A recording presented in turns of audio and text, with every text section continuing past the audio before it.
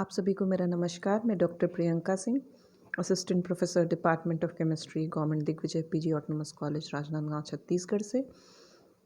आज हम हाइजेनबर्ग्स uncertainty principle, Heisenberg के अनिश्चितता सिद्धांत के बारे में चर्चा करेंगे। स्टेटमेंट। हाइजेनबर्ग ने जो स्टेटमेंट दिया वो ये है कि it is impossible to measure simultaneously the position and momentum of a small particle with absolute accuracy। मतलब किसी छोटे साइज के पार्टिकल या किसी सब एटॉमिक पार्टिकल जैसे इलेक्ट्रॉन, उसके पोजीशन यानी स्थिति और मोमेंटम यानी संवेग, स्थिति और संवेग दोनों को एक साथ सही ढंग से निकाल पाना असंभव है। यानी यदि आप उसकी इलेक्ट्रॉन की स्थिति पोजीशन को निकालते हैं सही तरीके से एक्यूरेटली, तो उसका जो मोमेंटम है वो ऑब्वियसली क्या हो जाएगा, इनएक्यूरेट हो जाएगा, अनिश्चित हो जाएगा। या जब आप मोमेंटम को सही तरीके से निकालते हैं तो आप सही पोजीशन नहीं बता सकते। तो हाइजेनबर्ग ने जो प्रिंसिपल दिया उसका मैथमेटिकल स्टेटमेंट क्या होगा। ये जो इक्वेशन है del x into del p is greater than और इक्वल टू h/4π, ये हाइजेनबर्ग का अनसर्टेनिटी प्रिंसिपल का मैथमेटिकल फॉर्म कह सकते हैं हम इसे। यहाँ del x जो है वो है अनसर्टेनिटी इन पोजीशन। जैसे किसी सब एटॉमिक पार्टिकल या इलेक्ट्रॉन की स्थिति में अनिश्चितता, उसे रिप्रेजेंट किया गया है del x से, और del p है अनसर्टेनिटी इन मोमेंटम, संवेग में अनिश्चितता। इस इक्वेशन में जो h है वो है प्लैंक्स कांस्टेंट। इसी इक्वेशन को दूसरे फॉर्म में हम लिख सकते हैं del x into del p is greater than और equal to h cross by 2। यहाँ h क्रॉस है h/2π। हाइजेनबर्ग के अनसर्टेनिटी प्रिंसिपल जो कि हमने पोजीशन और मोमेंटम के फॉर्म में देख लिया है, उसके दूसरे कई फॉर्म्स भी प्रचलित हैं। यहाँ हम देख रहे हैं टाइम और एनर्जी का फॉर्म। मैथमेटिकली टाइम और एनर्जी को कैसे रिलेट किया गया है इस प्रिंसिपल में, del t into del e is greater than और इक्वल टू h/4π। यहाँ del t क्या है, समय, टाइम में अनिश्चितता, del e है एनर्जी में अनिश्चितता। सेकेंड फॉर्म इसको क्या लिख सकते हैं, del t into del e is greater than और equal to h cross by 2। अब इस इक्वेशन का मतलब क्या है इसे समझते हैं। If the time for which the system remains in a particular energy state, del t क्या है, कोई सिस्टम है, जैसे इलेक्ट्रॉन का ही सिस्टम ले लेते हैं, तो किसी एनर्जी स्टेट में, एक निश्चित एनर्जी स्टेट में, पर्टिकुलर एनर्जी स्टेट में कितना समय व्यतीत करता है, वो है del t। If the time for which the system remains in a particular energy state is short, then its energy will be more defined and longer stay in a state. The energy will not be so well defined। अब यहाँ कहा क्या जा रहा है, पहले इस equation को फिर से आप देखिए, del t into del e is greater than और इक्वल टू h/4π। यानी del t और del e आपस में कैसे संबंधित हैं, इन्वर्सली प्रोपोर्शनल, इन्वर्स प्रोपोर्शनैलिटी का रिलेशनशिप है दोनों के बीच में। तो यदि del t यानी इलेक्ट्रॉन के द्वारा किसी पर्टिकुलर एनर्जी स्टेट में बिताया गया समय del t है, तो del t की वैल्यू यदि कम है तो ऑब्वियसली इन्वर्स रिलेशनशिप से del e की वैल्यू क्या होगी, ज़्यादा होगी। यानी ज़्यादा एनर्जी वाले स्टेट में इलेक्ट्रॉन कम समय व्यतीत करेगा क्योंकि अनस्टेबल होगा। और वहीं अगर हम इसका उल्टा केस देखते हैं तो कम एनर्जी की स्टेट में del t की वैल्यू ज़्यादा होगी। यानी जो एनर्जी स्टेट कम है वहाँ इलेक्ट्रॉन ज़्यादा समय व्यतीत करेगा। ग्राउंड स्टेट और एक्साइटेड स्टेट के बारे में आपने सुना ही होगा, पढ़ा है। तो ग्राउंड स्टेट में कोई भी इलेक्ट्रॉन ज़्यादा समय व्यतीत करेगा as compare to excited state. तो बस उसी को यहाँ रिप्रेजेंट किया गया है। एक्सप्लेनेशन देखते हैं। अगर हम चाहते हैं कि इलेक्ट्रॉन का पोजीशन डिटरमाइन करें, if we are trying to locate the electron somewhere in space, electron कहाँ है, स्पेस में है, उसकी पोजीशन डिटरमाइन करना चाहते हैं तो क्या करना होगा हमें, we might see the electron by hitting it with a photon। Electron अगर हम देखना चाहते हैं तो हमें लाइट, फोटोन की ज़रूरत होगी। The position as well as velocity of the electron changes due to its hitting by the photon. Photon क्या है? लाइट रेडिएशन, उसमें एनर्जी होगी, E is equal to h nu, सबको पता है। तो जब ये एनर्जी वाली लाइट रेडिएशन या फोटोन जाएगा, टकराएगा इलेक्ट्रॉन के साथ, तो इलेक्ट्रॉन का पोजीशन तो चेंज होगा ही होगा, साथ ही साथ उसकी वेलोसिटी भी चेंज होगी। The path of outgoing photon can be traced back to see where the electron was. तो इलेक्ट्रॉन था कहाँ?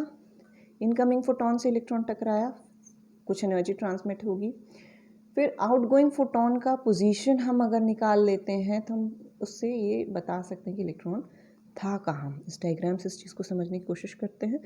ये है इलेक्ट्रॉन, इनकमिंग फोटोन आता है, इलेक्ट्रॉन को स्ट्राइक करता है, उसे टकराता है, कुछ एनर्जी एक्सचेंज होगा, फिर आउटगोइंग फोटोन स्लिट के थ्रू निकलता है। स्क्रीन पर हमें फोटोन का पोजीशन देखने को मिलेगा, आउटगोइंग फोटोन का पोजीशन, इसे हम नेक्स्ट स्लाइड में देखेंगे। अब देखो स्लिट का यूज़ क्यों किया गया। We can use slit to determine the direction of outgoing photon. Outgoing photon की स्थिति या उसका जो दिशा है उसे फाइंड आउट करने के लिए स्लिट का यूज़ किया गया है। Photon hits the screen at a point. Photon जो स्क्रीन है उससे एक पॉइंट पे हिट करेगा, but diffraction spot leads to uncertainty in hitting position of photon. Photon क्या है? लाइट रेडिएशन है, तो जब वो स्ट्राइक करेगा तो एक बिंदु पे दिखाई नहीं देगा, उसमें एक डिफ्रेक्शन पैटर्न दिखाई देगा। तो अब डिफ्रेक्शन पैटर्न की वजह से हम ये भी नहीं बता पाएंगे कि एग्जैक्टली फोटोन कहाँ पे स्ट्राइक कर रहा है। We can use narrower slit for better determination of direction of photon and hence location of electron. अब अगर हम चाहते हैं कि इलेक्ट्रॉन का सही पोजीशन या फोटोन कहाँ स्ट्राइक कर रहा है, एग्जैक्ट वो पोजीशन पता कर सकें, तो हमें नैरो स्लिट का इस्तेमाल करना होगा। Then the wave nature of light will cause more diffraction of light. Narrow slit का यूज़ करेंगे तो लाइट का डिफ्रेक्शन बढ़ जाएगा। This will cause more uncertainty in position of photon as well as electron. ज़्यादा लाइट का diffraction होगा तो ऑब्वियसली फोटोन का पोजीशन आप नहीं बता पाएंगे, और नतीजा क्या होगा कि इलेक्ट्रॉन का भी एग्जैक्ट पोजीशन आप नहीं बता पाएंगे। जो पिछला डायग्राम हमने देखा था उसी से रिलेटेड डायग्राम है ये। रेड कलर का जो स्फीयर दिख रहा है वो इलेक्ट्रॉन है, इनकमिंग फोटोन यहाँ पे स्ट्राइक किया था, पिछले स्लाइड में हमने देखा था, आउटगोइंग फोटोन स्लिट के थ्रू जाकर स्क्रीन पे टकराया था। तो जब स्क्रीन पे आउटगोइंग फोटोन टकराता है तो एक डिफ्रेक्शन पैटर्न देखने को मिलता है, बट एग्जैक्टली हम उसका पोजीशन नहीं बता सकते कि कहाँ पर फोटोन टकराया है। तो एक अनसर्टेनिटी होती है कि आउटगोइंग फोटोन कहाँ पे टकराया है। तो वो अनसर्टेनिटी क्या का नतीजा क्या होगा कि ऑब्वियसली अब डायग्राम में देख सकते हैं uncertainty in position del x.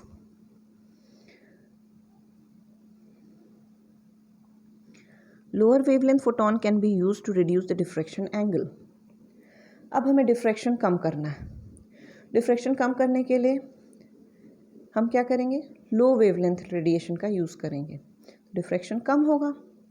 लेकिन अब यहाँ पे प्रॉब्लम ये आ जाती है कि लो वेवलेंथ का फोटोन अगर आप यूज़ करते हैं तो उस लो वेवलेंथ के फोटोन की एनर्जी ज़्यादा होगी, but hitting with high energy photon changes the position of electron. तो हाई एनर्जी फोटोन से जब इलेक्ट्रॉन टकराएगा तो इलेक्ट्रॉन की पोजीशन चेंज हो जाएगी। This will increase the uncertainty in momentum of electron. तो मोमेंटम, इलेक्ट्रॉन का मोमेंटम जो है उसमें अनसर्टेनिटी बढ़ जाएगी, क्योंकि हाई एनर्जी फोटोन टकरा रहा है इलेक्ट्रॉन से तो उसका वेलोसिटी चेंज होगा, वेलोसिटी चेंज होगा तो मोमेंटम संवेग चेंज होगा।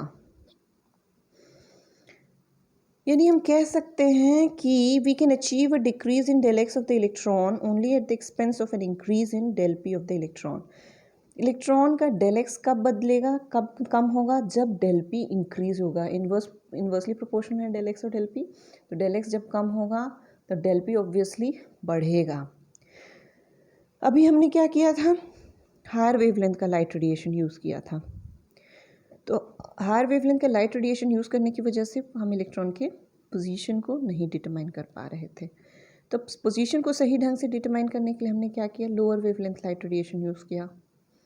उसकी एनर्जी हाई होती है, तो जब इलेक्ट्रॉन से हाई एनर्जी रेडिएशन टकराएगा तो उसका वेलोसिटी चेंज हो जाता है।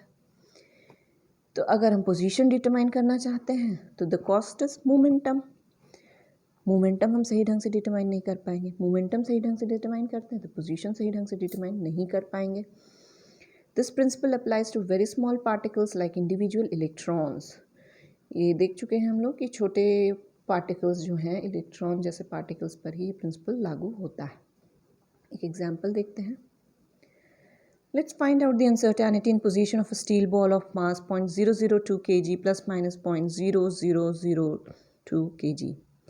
अब अगर हम यहाँ एग्जाम्पल दिया गया एक स्टील बॉल का जिसका कि मास है 0.002 kg प्लस माइनस 0.00002 kg, इसकी अनसर्टेनिटी इन पोजीशन हमको फाइंड आउट करनी है। तो ये जो बॉल है उसकी रोलिंग स्पीड यानी लुढ़कने की स्पीड, ज़मीन पे मान लीजिए बॉल लुढ़क रहा है तो उसकी रोलिंग स्पीड क्या है 2 metre per second plus minus 0.02 metre per second. और उसकी अनसर्टेनिटी इन मोमेंटम क्या है 4 × 10⁻⁻7 kg metre per second.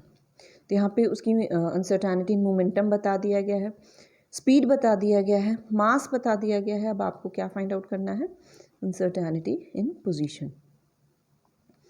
H जो कि प्लैंक्स कांस्टेंट है, हाइजेनबर्ग अनसर्टेनिटी प्रिंसिपल में यूज़ होता है H, उसकी वैल्यू है 6.626 × 10⁻⁻34 जूल सेकेंड।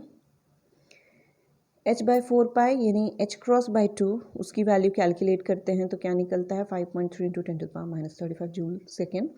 ये जो वैल्यू है कांस्टेंट है क्योंकि यहाँ पर H की वैल्यू भी कांस्टेंट है, 4 तो एक नंबर है कांस्टेंट ही है और पाई भी एक कांस्टेंट है। इक्वेशन क्या है हाइजेनबर्ग का, del x into del p is greater than or equal to h×2। Rearrange करते हैं इक्वेशन को तो क्या मिलेगा, del x is equal to h×2 upon del p। h×2 की वैल्यू हमने निकाल ली है, del p की वैल्यू क्वेश्चन में ही दिया हुआ है। तो ये जो वैल्यू कैलकुलेट होती है वो है 1.3 × 10⁻28 मीटर। तो अनसर्टेनिटी कितना निकलता है, ये वैल्यू है। अब उसको हम इलेक्ट्रॉन पर अप्लाई करके देखते हैं, जो हाइजेनबर्ग अनसर्टेनिटी प्रिंसिपल है, application of HUP two electron. If we apply this principle to the electron going around the atom, अब इलेक्ट्रॉन कहाँ पाया जाएगा, एटम के चारों तरफ पाया जाएगा। तो एटम के ही आसपास कहीं ना कहीं इलेक्ट्रॉन की पोजीशन है, तो अनसर्टेनिटी इन पोजीशन क्या होगी, उसके डायमीटर के बराबर होगी, एटम के डायमीटर। तो del x is equal to 2r, r क्या है, एटम का रेडियस है। तो इसकी जो वैल्यू है वो निकलती है 1 × 10⁻10 मीटर। तो मोमेंटम में अनसर्टेनिटी कितना निकलेगा, del p is equal to 5 × 10⁻35 joule second, ये h×2 की वैल्यू है, अपॉन del x की वैल्यू हमने निकाली है 1 × 10⁻10 मीटर। तो del p की वैल्यू निकलती है 5 × 10⁻25 kg metre per second. Momentum p is equal to mv, mass into velocity. Total energy क्या होगी, kinetic energy plus potential energy. Kinetic energy की वैल्यू है ½ पोटेंशियल एनर्जी की के लिए फॉर्मूला है -ke²/r। तो जब इन दोनों का सम टोटल निकालेंगे तो ई टोटल निकलता है, उसकी वैल्यू है -13.6 इलेक्ट्रॉन वोल्ट। अब इसको रीअरेंज करके कैलकुलेट करेंगे तो हमारी वेलोसिटी जो निकलेगी इलेक्ट्रॉन की उसकी वैल्यू होगी 2.2 × 10⁻6 मीटर पर सेकेंड। अब हम निकाल सकते हैं मोमेंटम इलेक्ट्रॉन का, P is equal to mass into velocity. Electron का मास है 9.1 × 10⁻31 kg और उसकी वेलोसिटी है 2.2 × 10⁻6 मीटर पर सेकेंड। तो वैल्यू जो निकलेगी मोमेंटम की वो है 2 × 10⁻24 kg मीटर पर सेकेंड। तो del P की वैल्यू P की वैल्यू की 25% है। del P की वैल्यू कितनी है, 5 × 10⁻25 kg metre per second. P की वैल्यू है 2 × 10⁻24 kg मीटर पर सेकेंड। तो इन दोनों वैल्यूज़ को जब आप कंपेयर करेंगे तो आप देख सकते हैं कि del P की वैल्यू मोमेंटम की वैल्यू का 25% है, यानी मोमेंटम में 1/4 25% अनसर्टेनिटी देखने को मिलती है, जो कि बहुत बड़ी राशि है। यदि आपको पिछला स्लाइड याद होगा तो जो स्टील बॉल हमने देखा था 0.002 kg मास का, उसके लिए जो अनसर्टेनिटी इन पोजीशन था उसका रेंज क्या था 10⁻28 मीटर्स। अब यहाँ पर जो अनसर्टेनिटी इन मोमेंटम है उसका रेंज है 10⁻⁻24 kg/s, यानी इलेक्ट्रॉन के केस में अनसर्टेनिटी ज़्यादा होगी एज़ कम्पेयर टू बड़े पार्टिकल्स। थैंक्स।